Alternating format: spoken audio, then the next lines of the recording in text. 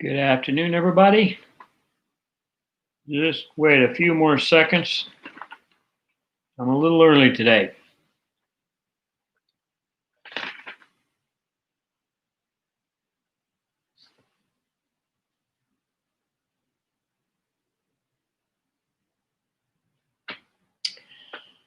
So good afternoon.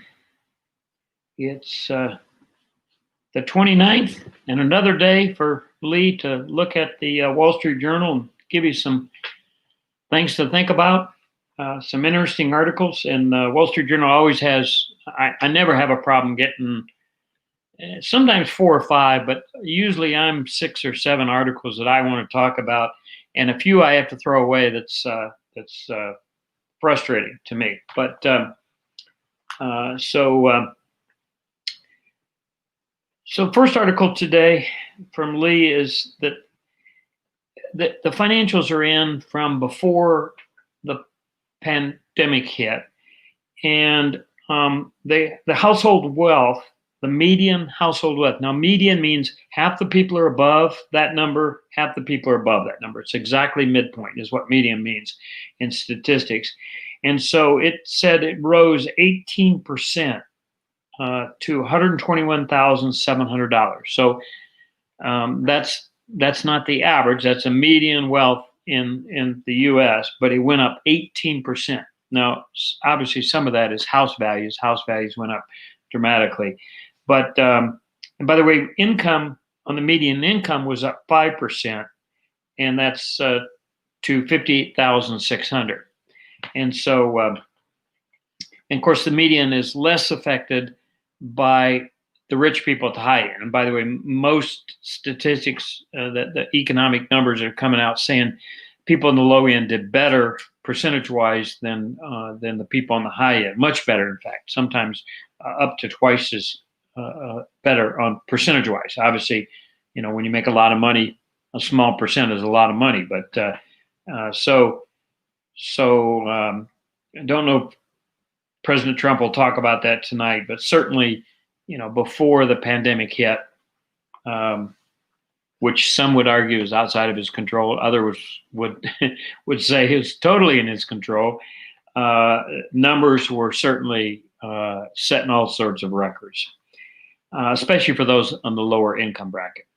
Second article, interesting article.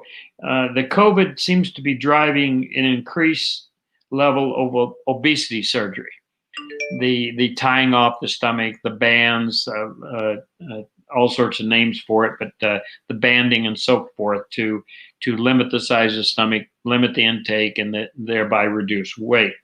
So, of course, dozens of studies have linked obesity as well as related diabetes and then hypertension, high blood pressure, as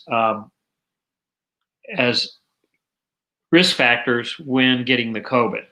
And by the way, some tests are out now saying the increased fat cells actually serve as a receptor for these this virus. And the more fat cells you have, the more receptors you have. So fear is always a great motivator, and for many people. And so many people are looking at this and saying, it's time I got my weight under control. And they're taking, you know, and obesity surgery is drastic methods, no doubt.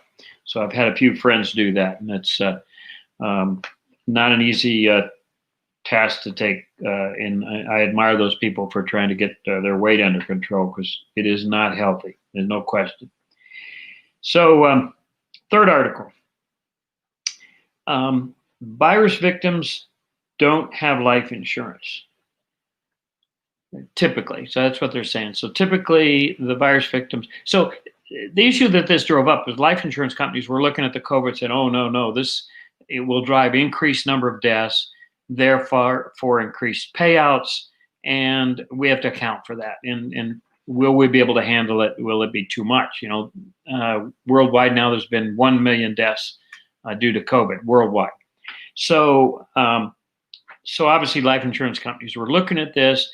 Now they've been able to to look at the numbers and take a deep breath and say, it doesn't look like it's going to affect us very much. So first of all, what I want you to go through is what I go through sometimes. When you hear a title of an article, immediately ask yourself, first of all, does this make logical sense? So virus victims don't have life insurance as a typical response. So does that make sense? So, well, you say, okay, what does that group look like that's dying and would cash in life insurance if they had it? What does that look like? Well, primarily it's older people, right? And so, do older people have life insurance? Typically, no. And interesting enough, and most financial advisors would tell you that as you get older, life insurance becomes too expensive for the limited benefit it has. And by the way, you don't need it anymore. So, all you're trying to do, at my age is, bury my wife or bury myself, right? So I'm not taking care of kids anymore. I don't have kids in college. They have kids in college. So life insurance is not an economical, or it doesn't make sense for someone typically my age. There's always exceptions, but typically it does not. And so we typically get rid of it, because if you have term, it gets more and more expensive as you get older. So we typically get rid of it. So again, when we die, it's not a big hit to the life insurance companies, because in most cases, all we have is what's called burial insurance. There's two kinds of really these life insurance, burial versus face value. Face value is, when I was younger, I had a $200,000, I think at one time it was over $1 million policy. In fact, if I would have died in an accident, I think it was like 20 million. I was just crazy. I always told my wife, drag me to a car accident and pretend I died there. So anyways, there's two kinds really, but most older people, would have a burial only policy. They may keep that, and those are pretty reasonable, because they're going to be probably less than $20,000 payout. So, by the way, interesting thing. So the Black Americans have had a higher rate of, and by the 20% of the ones that have died in America due to COVID are Black Americans. And with being 13% of the population, that's a high number. So Blacks are more affected by the COVID. Many reasons. Obesity, diabetes is a big one, and Hispanics too. So, but interesting enough, and I was looking at this, Black Americans are culturally more likely to have burial versus face value insurance. They typically have bought just enough insurance to bury themselves and not make themselves a problem for their children. So, by the way, they're losing that data very rapidly about race groups in insurance, because a few years ago, the insurance company stopped using race as a factor in rating Americans. So they've stopped using race. So we're losing data that we previously had before. So interesting article. I thought you might enjoy it there. This is another interesting look at the EU, and I haven't really looked at the EU a lot. I read a book on immigration, migration, asylum, that was very interesting, and they have huge issues in the EU that we don't hear about in the States, larger than ours by a factor, and less ways to handle it because of this loose coalition of states. You may say it's not loose. You may say it's a tighter coalition, but oh well, we could argue that. So the title of the article is "EU Isn't Built to Lead," and the article goes on to say that EU needs to act geopolitically. So EU has really acted very much on its own, as a group of 27 countries that are, again, loosely or moderately attached to each other. And remember, a lot of that started financially. So and it's grown over time. The bureaucracy's grown, and they've gotten into lots of other things. I don't think, originally, were they ever looking at asylum cases and figuring out where to send different asylum cases as they came into one member country? No, that was they were working on a common currency and common rules, cross-border rules. So, so for policy issues that come up, and by the way, he goes on to say EU is not built for speed either, and you show the obvious example of this. He says for policy issues, any one of the 27 countries can block and veto a policy change. So now you've got huge countries like Germany, and you got Belarus, you got very small countries, so very difficult for them to get any policy issue through EU because they have to have consensus. And when you've got 27 countries and 27 votes, consensus usually comes too little and too late. And so it takes a long time. And so the other thing I want you to think about on the EU, and many of you probably have never thought about this, is the EU doesn't have an army, right? So individual countries may have armies, but they don't have an army themselves that they can put on any front in their 27 country coalition. So so for policy, the other problem they've got with policy, and this is where we'd have to be careful. We're running into this in the United States, and I hope you recognize this, and I hope I've illuminated this to you recently. But for policy issues, what you've got is large countries like Germany stating their own foreign policy and pushing their own view, right? But you would think they have to be careful because they're a consortium of 27 countries. They're really part of the EU, and they're not a separate country, but they are, right? And so you get where I'm coming from, and you get those battles that if I'm a Russia right now, I don't think I look at EU as a problem whatsoever, right? And if I'm a China, I don't think I look at the EU as a problem. I may look at them as a financial entity and worry about that, but it's for policy issues and coming together and coming against me with tactics and policies that are going to come against Russia or China. I'm not sure I'd be real scared. We're really fearful of that. So, and by the way, we're starting to have some of that in the U.S. with large states. Take California and their emission control and how they're wanting to buy cars, and how they've stipulated emission controls on the major manufacturers, and they're driving a countrywide change from just one state.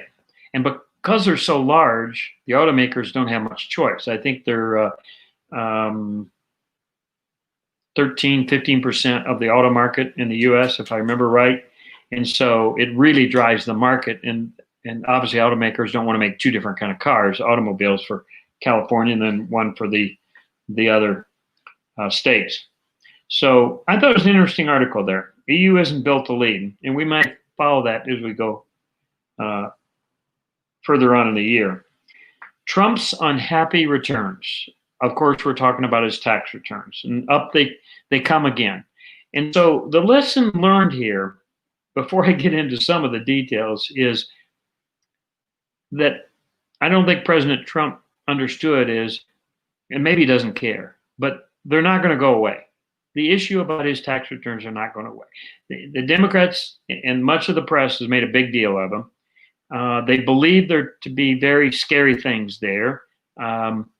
And I think today, New York Times has kind of proved offhandedly that there are not scary things there, but it's not helping Trump at all. So New York Times came out and said, for a number of years, Trump basically paid no income tax. I think for a few years, it was last couple of years, $750. And so something's, and by the way, nowhere in there does New York Times say that's illegal, right? It's all legal deductions. There's a question they're bringing up a question whether Ivanka, as a family member, is an employee or a consultant, because it appears like maybe she's being paid out of the consultancy fees, and can she both be a consultant and an employee at the same time? And they may have something there. I don't know. But generally, the article doesn't point to anything being illegal. It's just how can you be a billionaire and only pay this amount of tax, right? So where have you heard that before, right? I mean, we've heard this numerous times before. And, and I can say, okay, if he only paid $750 one year, I paid 10 to 12 times that amount. I'd have to look at my tax and figure out which year. But I could say, why is it a person like me in federal income tax? By the way, that's very clear. This is federal income tax. Why am I paying 10 times? So I've never looked at it there. I don't care. He's going to do his tax. I'm going to do my taxes. We're both going to not cheat, hopefully, and they'll put them all together and run the country. But that he's got access to some deductions that I'll probably never have access to, and that's okay. That's the way life's turned out for both him and I, and I'm fine with it. But one of the things New York Times says is they can't produce the documents. In fact, the understanding was that the Trump lawyers went to New York Times because they had a chance to before it got publication and said, look, we'd like to see the documents to show you what might be wrong here. And New York Times won't show them the documents at all. And I think that's very interesting, because what does that tell you when they won't show the documents? To me, that tells me that there's something on the documents that defines who the source is, where they got it from. Maybe it's IRS markings on it. So then, therefore, immediately Trump's lawyers would know it came directly from the IRS systems. Maybe it came from, a tax attorney's marking on it. We know it came from a tax attorney. I don't know, but something about the markings. And to me, the income tax documents I have in my file folder, you couldn't tell. It was just printed from a printer. You couldn't tell where it came from unless you could track down the printer, I guess. But so it's interesting to me. I'd like to hear some of your views on why wouldn't they just say, okay, we're going to go in this office. You can't take the documents with you. You can't take a photo of you, but you can look at them. And by the way, after you look at them, you can tell us, oh, by the way, you're making a mistake. You're seeing this document, but not seeing this, and this document modifies it, or whatever. I digress. So who do you believe? Trump's attorneys are saying that they paid millions, though New York Times, I think, is kind of acknowledging that now, that there were years in which Trump paid millions of dollars for taxes. And so I don't know how you'd prove that. I do have an idea, but I don't know how you'd prove that. And but I do find it interesting that Democrats, and of course, New York Times releasing these, a month before election, the timing is very critical. They often accuse the Republicans of doing that, and I think they ought to take this in due time and take it at the same time. That it's did they just get these documents, or have they been holding them? But Democrats are the ones that typically write the tax codes. They pick winners out there, and that's how they do depreciation and everything. And they've really picked real estate people as real winners. We all know that, right? The tax code rewards real estate people. What is Trump? He's a real estate person. So the tax code certainly is in his favor. But then as soon as they use that same tax code, they criticize them. And that's, to me, the dishonesty of it. Say, find things that are illegal in the document. I'm okay with New York Times. I don't like them having illegally obtained tax documents. And they say they were legally obtained. I don't know how that's possible, right? I mean, tax documents are personal and private. But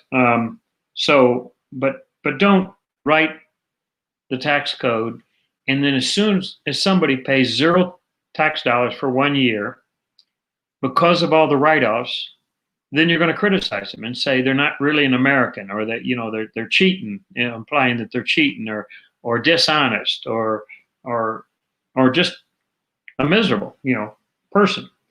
So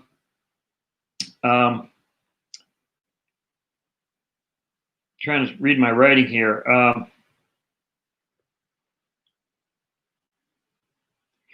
So the other thing is they can't decide. The other thing I noticed, and make the observation, is they can't decide who Trump is.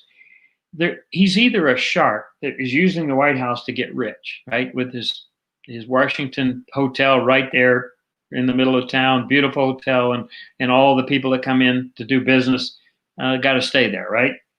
Or he's a sap who is broken and bleeding cash. So if you notice, they'll go back and forth on this, and they can't figure out who he is. But in the end, Trump could have controlled this story. He could have done this in 2016. He had lots of stories that came out that looked like they were going to finish him, and they didn't. I don't think this would have finished him, and I think he would have explained it. And I do have one way that I thought about that he could handle this. What if he just every year that he filed taxes, show the check that they wrote to the Internal Revenue Service for his taxes that year, the federal income tax, not the state, federal. Okay, that's the issue right now.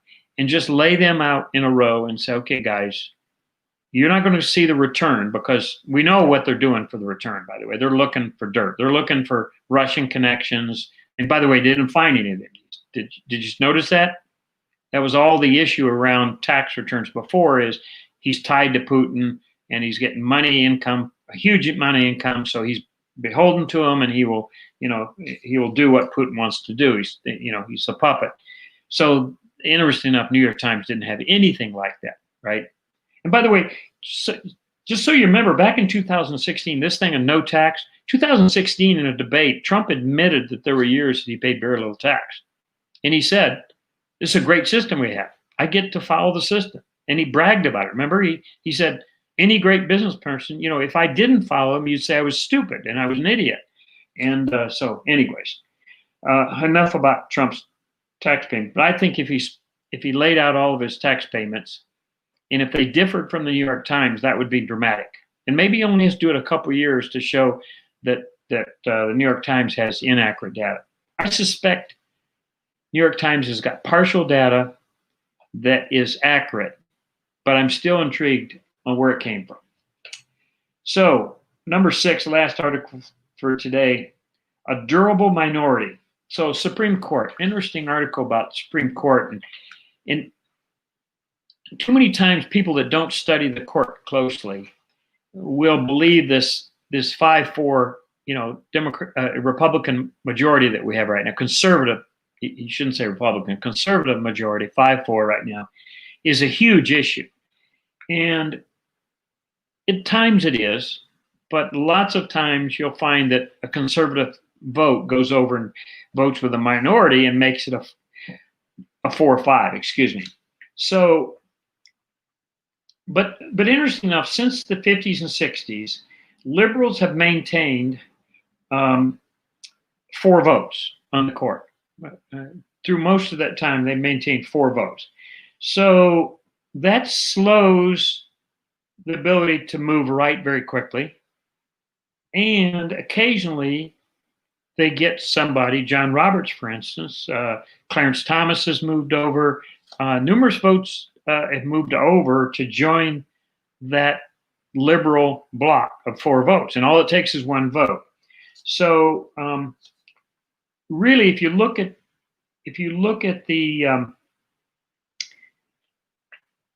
the progressive changes that happened from the 30s to the 60s, that those major changes that happened in the court and those major decisions brought down, very few of them have been turned over, even though we've got a 5-4 vote since the 60s. So you got to say, well, maybe it doesn't matter. And in some cases, remember, when they get a life seat on it, they can change on you very quickly, and they can change votes, and there's no punishment for doing that other than, a few people yelling in newspaper articles, but their life goes on. So if they believe that was the right way to vote. So, by the way, since 1969, 15 of 19 justices were nominated by a Republican. 15 of 19 justices. And by the way, they didn't all do real well. There's a better track record on the liberal side of the court of appointing liberals and staying really staunch liberals than they are on the Republican side. That maybe say something about conservative people generally, and that may be an interesting conversation to have someday. But with Barrett, Barrett changes things. So with Barrett, you really have got a 6-3 court, and that liberal side can peel away a court, a justice. Let's say they peel away Barrett, the new one, but now they're 5-4, right? So the Barrett decision, I wanted to point out that the 5-4 to a 6-3 court really changes things because, and we thought a 5-4 would be great to have. It was not always great. In fact, those people that wanted to see Obamacare overturned saw Thomas moved over the other side. Trump was very frustrated about that, but nothing he could do about it. And the liberals won on that. So that's it for today. Hope you enjoyed today's conversation, and great hearing from you. Have a great day, and see you Wednesday. And enjoy the debate tonight. I have no idea what we're going to see tonight. This is going to be interesting. Many people have said it may be the most watched item on TV in a long time, and we'll see if it does. I suspect a lot of people will stop watching in the first 30 minutes. They will see what they wanted to see out of Biden. 80 to 90% of the country already know who they're going to vote for. They're certainly not watching this to see who they're going to vote for. A good group of people are going to see if Biden can handle this for 90 minutes. Another group of people it won't matter if he can't handle or can't. It doesn't matter to them. They're going to vote for him. So again, confirmation bias. We've made up our mind. Both sides of the aisle, by the way. I'm not picking on Biden supporters. Both sides of the aisle. So have a great time watching it tonight. We'll talk about it tomorrow. Cheers.